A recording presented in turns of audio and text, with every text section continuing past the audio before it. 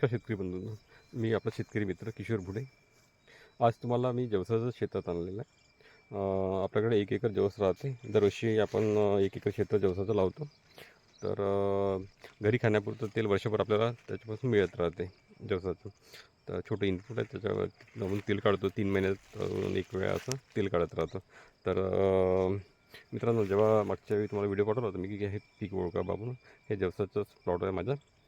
तर त्या पिरियडला जवसाचा प्लॉट असा जर सकाळी जर पाहिला तर असं पूर्ण असं जेव्हा फुलं येतात निळे, तसं प्लॉट पूर्ण असा निळा होऊन जातो. तर एकदम निळसर. तर हे बघा मित्र, ते होऊन जातं तुम्हाला बघा, असं निळसर पूर्ण होऊन जातो असं. निळे फुलं राहते तर सकाळच्या वेळी जर पाहिलं तर. आणि मग दुपारच्या वेळी काय होऊन जाते की फुलं मग गळून जाते. तर यावेळी जवसाचं पण बरं आहे क्रॉप, दरवर्षीपेक्षा बरं आहे यावर्षी जवसात. तर मित्रांनो, घरी खाण्यापुरतं आपलं असं सर्व वाण थोडं थोडं आपण असं लावतो.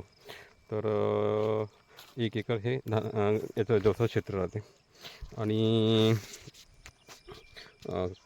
खरंच जवस म्हणजे जुने लोक जे जवस जे लावत होते आणि वर्षभर जे तेल खात होते, ते खरंच त्यांची जी रेजिस्टन्स जे होते ते छान होते. तर हे जवसाचे जे गुणधर्म होते ते आपण असं विसरलो, आपण सोयाबीनवर आलो. तर आमच्याकडे जवळपास 10 वर्ष झाले जवसाचं तेल वापरतो घरी. तर असंच मित्रांनो, घरी खाण्यापुरतं आपलं थोडं थोडं थोडं सर्व असं लावतो. तर मित्रांनो, जवसाचा माझा प्लॉट कसा वाटला कमेंट करून सांगा. धन्यवाद मित्रांनो.